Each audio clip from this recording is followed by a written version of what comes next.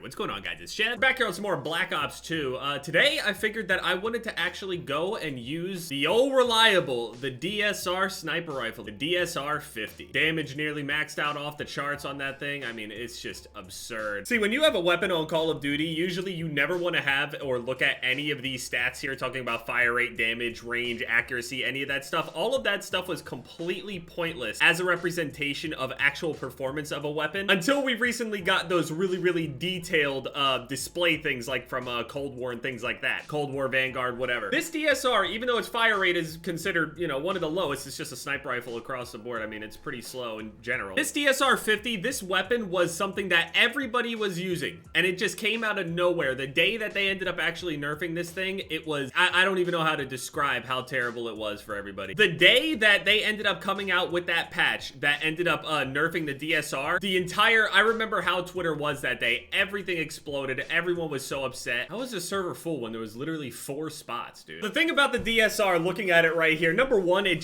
literally looks like a high-tech 50 cal, and I mean, technically, I guess that's what it is, right? But usually there's this thing every single year in Call of Duty where they have like the slightly faster bolt action sniper rifle that's a little bit more like of a hit mark machine, and then you have like the big slow one. The thing is, the DSR it managed at a base level to be fast enough and just insanely consistent. You'd have to shoot people like, I think below, like you have to shoot them in the thighs or something to kill them, and I'm pretty sure it still killed. Basically what they ended up doing to the DSR, it came out of nowhere. At that time, we didn't get that many updates, especially like balance changes and things. At least not from what I remember with how frequent they are now, but we also have a little bit more weapons and stuff like that, and a lot more people pay attention to it now.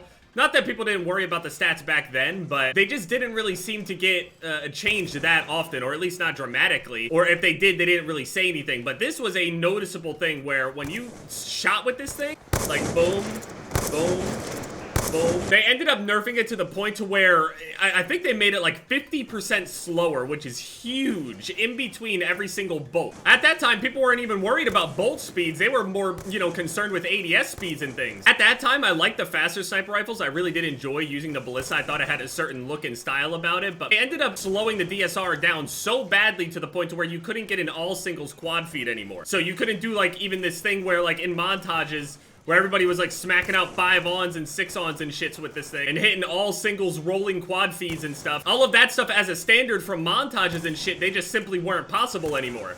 It was one of the first times we dealt with that kind of thing, like, in the community. Completely shook up standards. Anybody that hit anything with the DSR was way more impressive now. It was just considerably worse, and people made multiple videos crying and talking about it and all sorts of shit. Gwit ended up making a legendary video. It was so good at that time, but at least I went neutral.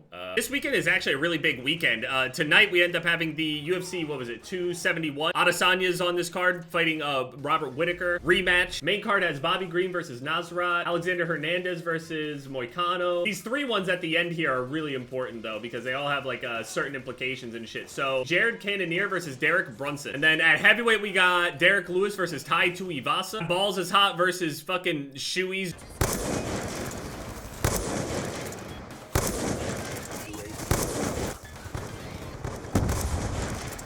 The fuck? Does that guy have high alert on? That's not on this game. Israel Adesanya versus Robert Whittaker. Everybody knows how the first fight went and everything. Robert basically didn't land at a very high rate at all. It was like 20-something%. Just kind of seemed out of character the way that he was fighting than the way that he usually does, because there is a gap between Robert Whittaker and Adesanya versus the rest of the division. Like, realistically, the only person that can kind of maybe even challenge him is Robert Whittaker at that weight. And then we got the Super Bowl tomorrow, which is Bengals versus Rams. So, okay, go in picks real quick. I think Jared Cannonier versus Derek Brunson, number 3 versus number 4 at middleweight. If Jared Cannonier ends up winning this fight, he'll probably be able to talk about a title shot, maybe. Adesanya would like to have that fight because he had expressed interest in fighting Cannonier before, and then he came up short. Derek Brunson worked his way back up to where he is. He's on a streak. I think Derek Brunson, stylistically, will be able to kind of grind that fight and pretty much can keep himself safe the entire time, I feel like. I want Jared Cannonier to be able to get a knockout. That'd be really cool. I love Jared Cannonier the way that he fights, at least. Really dangerous, super fun to watch. So yeah, Derek Brunson over Cannonier. He's probably just gonna get a decision. And then Tai Tuivasa versus Derek Lewis. 2 heavyweight, not knockout artist, multiple knockouts, insanely high finishing rates. Everybody knows about Derek Lewis. Tai Tuivasa's been making a name for himself recently. Now, we see what Derek Lewis did to the last person he fought in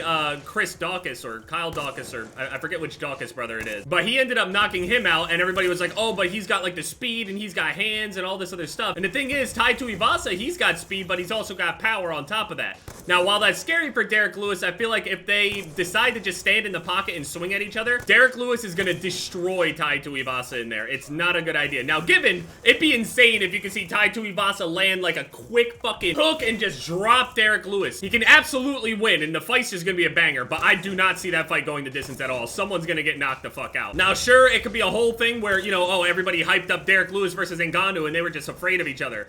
I feel like stylistically, Tai Tuivasa is just gonna throw himself in there regardless. I don't think Tai's stupid, but I think he might believe in himself and might have a little bit more fearlessness to him than, you know, Francis Ngannou, at least at that time that Francis fought him. But I'm gonna pick Derek Lewis by knockout simply because of that difference in how Tai treats it. It's a big step up for Tai Tuivasa. Seriously. From knocking out people like Greg Hardy and then moving up to someone like Derek Lewis, it's not even close, man. It's a whole different ball game. Oh, I won. Oh, shit. I was just talking, looking over at the other screen and shit. I didn't know if I had the trick shot last or not. My fault. Brunson by decision, Derek Lewis by knockout, and then the main event, we got Israel Adesanya versus Robert Whittaker. I think Adesanya's gonna win, but probably not by knockout this time. I think Robert definitely would learn, you know, from his mistakes in the last fight. I don't think it'll be enough for him to actually win, but I feel like it'll be a closer fight, or at least a smarter fight. Different game plan, all sorts of stuff. People are talking about him trying to grapple a little bit more, blah, blah, blah, but realistically, I mean, it's a dynamic fight. It could be the game plan, but you never really know. Some things could work that you just don't know that they could work at that time. You could have just not trained a particular, you know, combo or whatever, but you keep seeing that it keeps getting through, and you're like, oh shit. I mean, I didn't do that very much in camp or anything like that. I didn't think that this would be a hole in my game, but I think Adesanya probably just wins comfortably, at least, you know, 4 of the rounds or so, probably. Because Robert just has to chase him the entire time. He has to. Like, I mean, if he wants to land on him without getting picked apart from the outside, he has to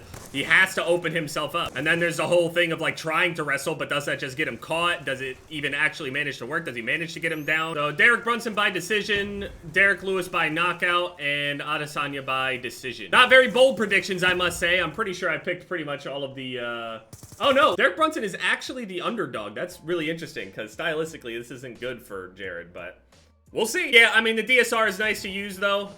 It's nice to feel like how it was, but they really hurt the sniping community with that one.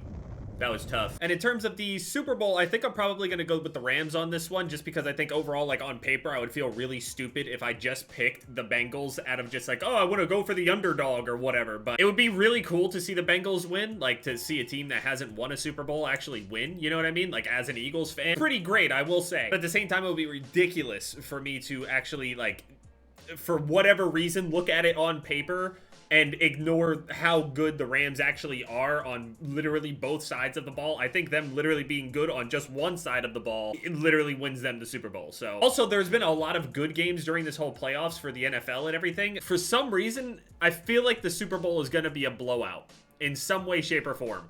Even though I'm picking the Rams, I mean, it could still, for some reason, I just feel a blowout. I don't really have a horse in the race or whatever, but yeah.